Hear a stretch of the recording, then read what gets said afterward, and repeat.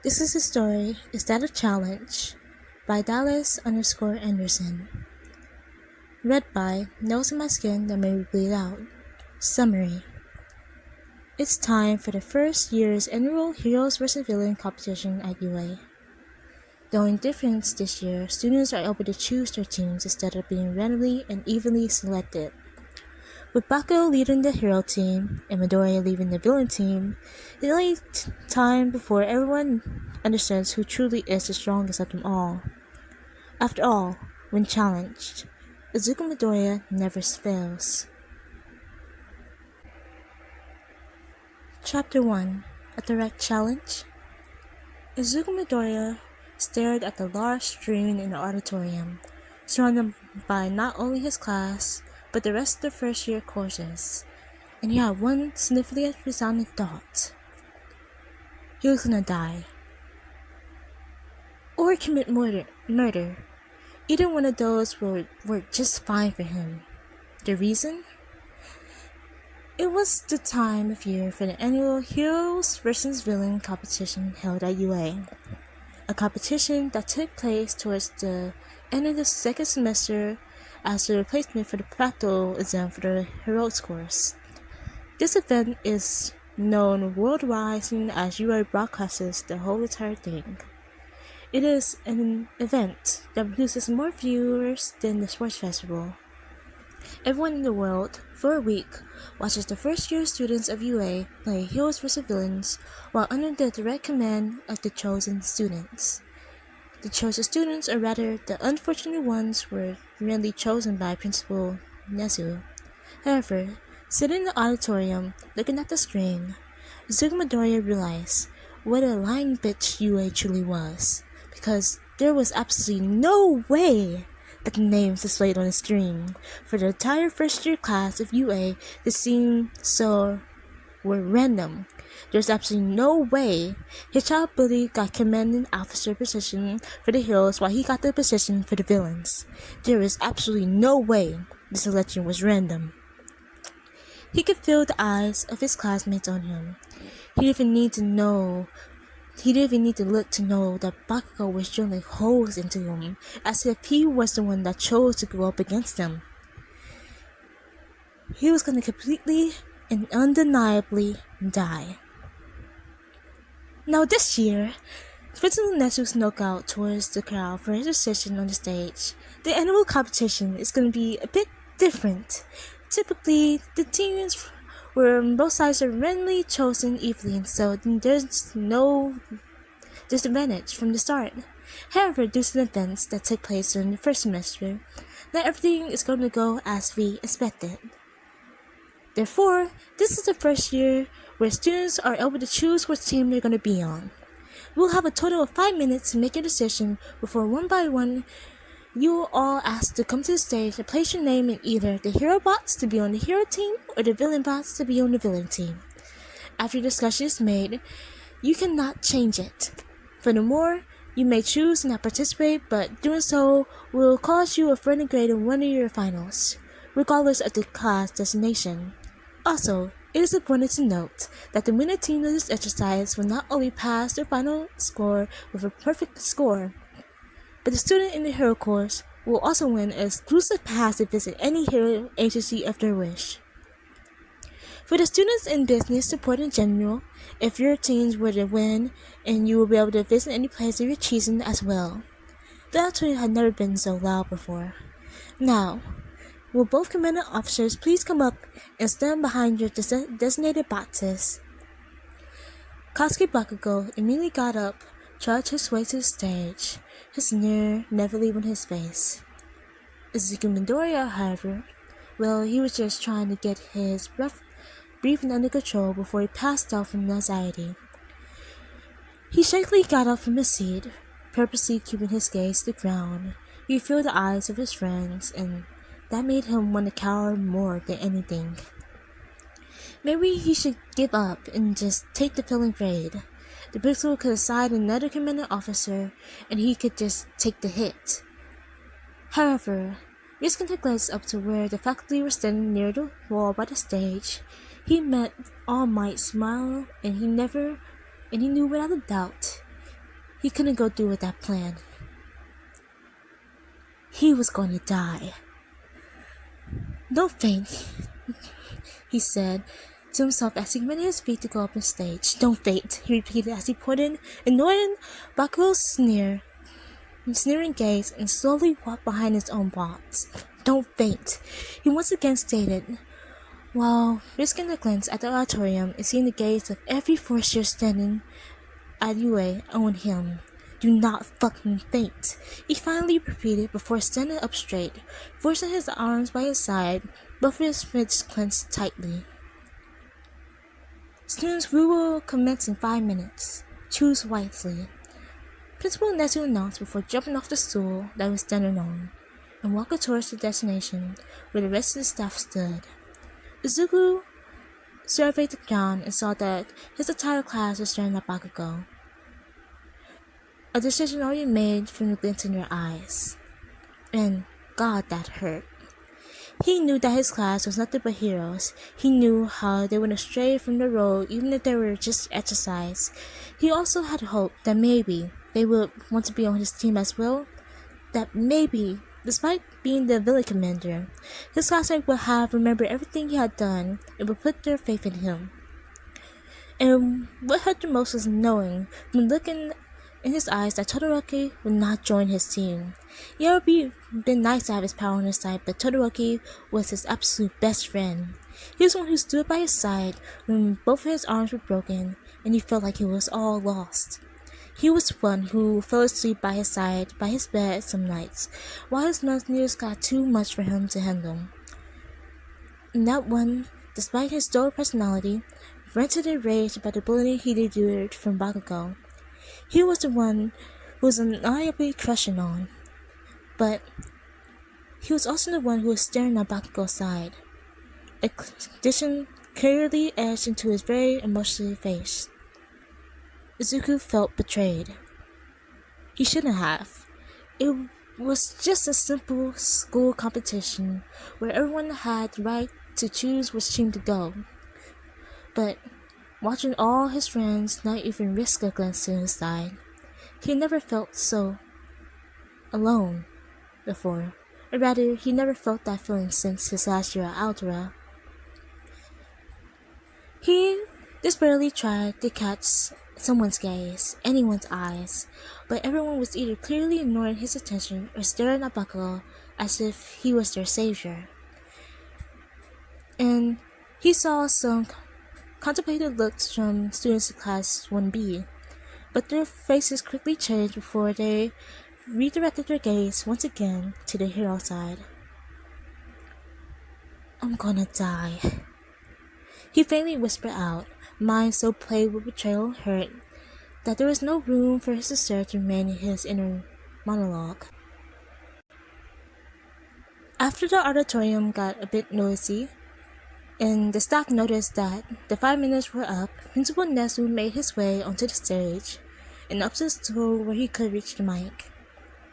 "Alright, students, please one by one come up to the stairs and make your decision. Remember, you cannot change your decision, so whatever you choose is final. Let's start with the business course in the front." As predicted, every student from the business course, the rows after chose Bakugo. Not even one person glanced towards Midoriya or even seemed to consider him. When it was time for 1A to choose, he almost wanted to turn away from his empty box in order to prevent the hurt from spreading even more. Ida placed his name first in Bakugo's box, then Uraraka, then Asui, and then Todoroki.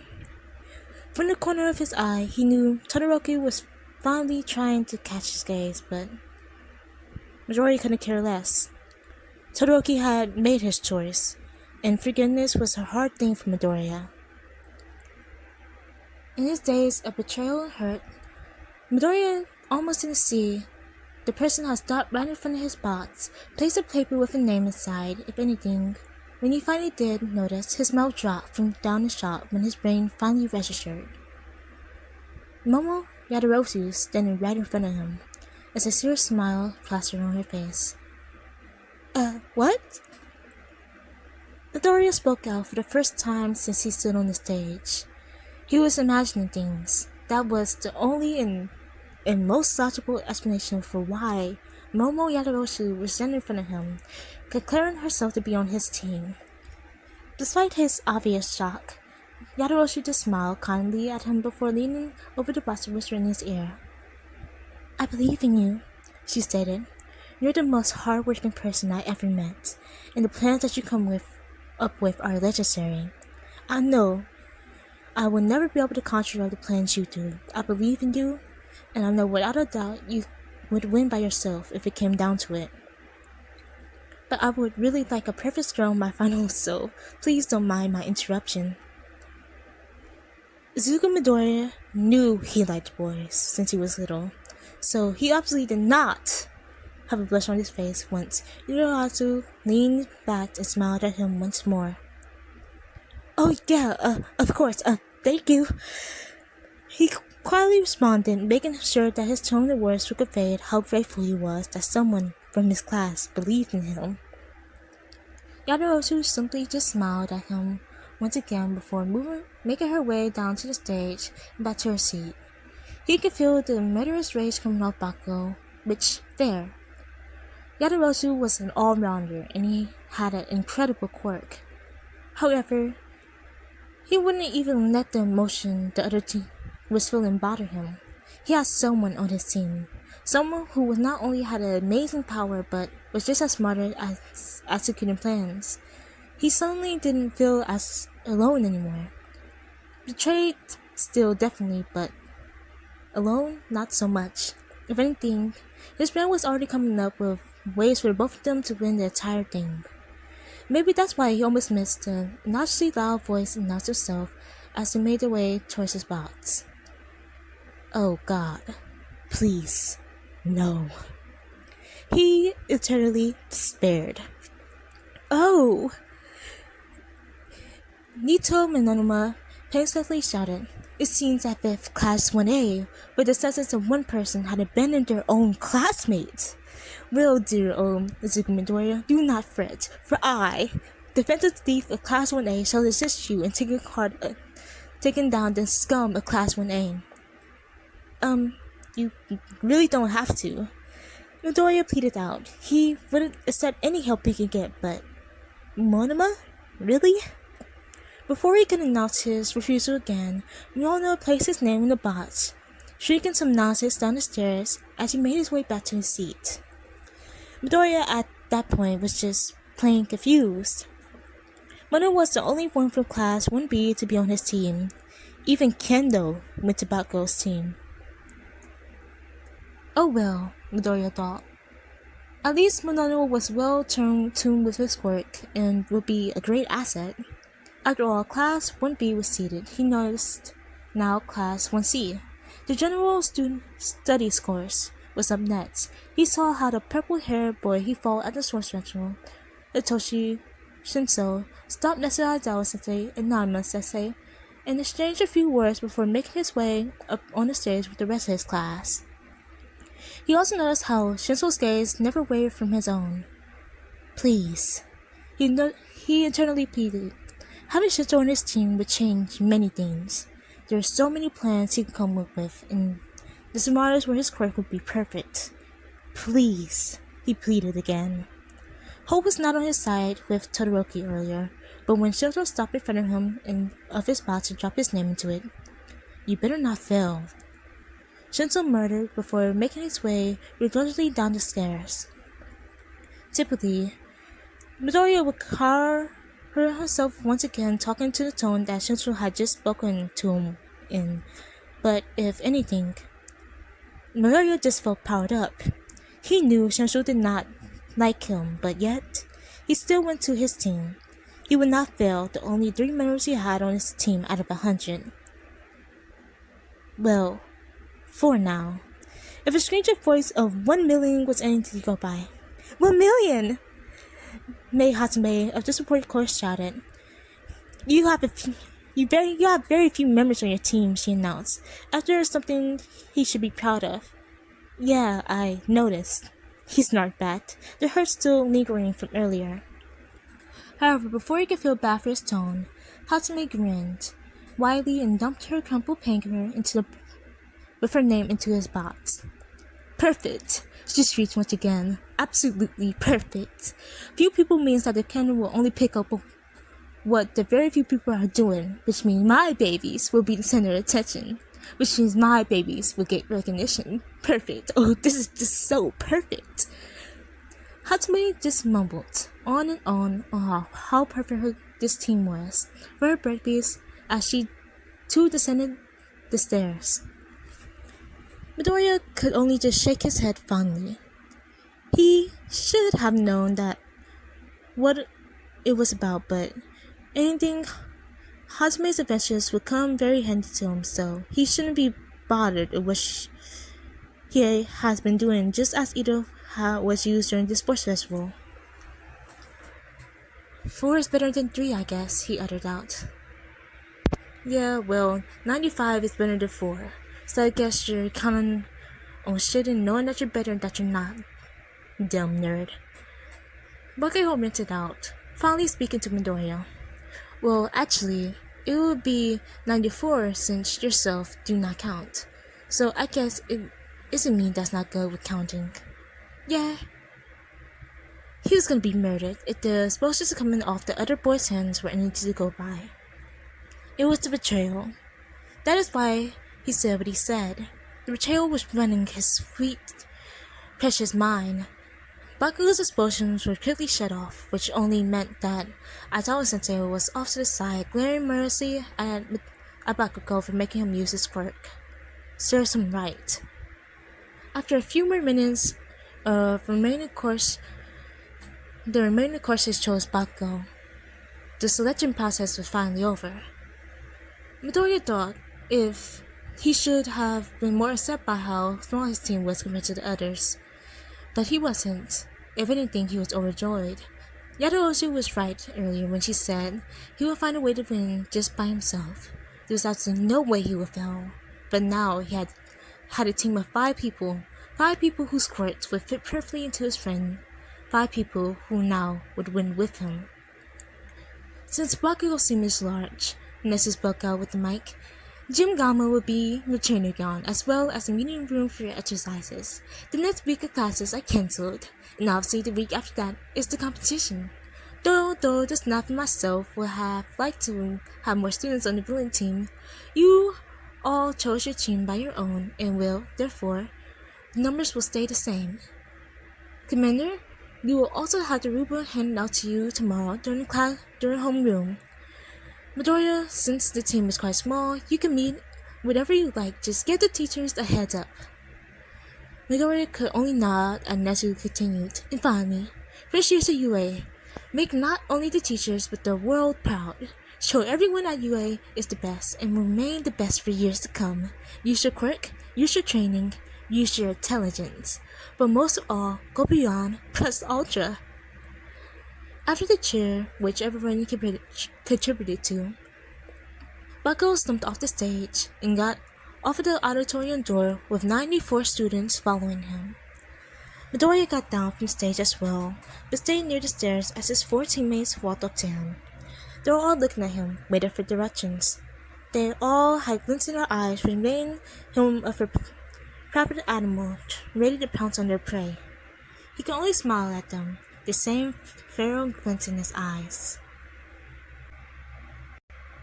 Izuku Midoriya was the sunshine boy of Class 1A. However, never let it not be said that he also had a feral side to him once he was challenged. And when 94 students chose his bully instead of him, he will take his challenge very seriously. Are you ready? He mechanically spoke out while walking the opposite direction of the other teams towards the side of the doors. For what? Hatsume asked. Izuku Midoriya only offered them a smirk from over his shoulder before pushing the double doors in front of him open and walking out. His team followed closely behind him. He finally stopped in front of the support department labs before turning fully around and facing his team once again. He noticed that somebody piling up in Hatsume and the confused looks given to him by the other 3 hero students. We are gonna win this. He spoke out quietly, the Pharaoh grin from earlier creeping steadily back onto his face.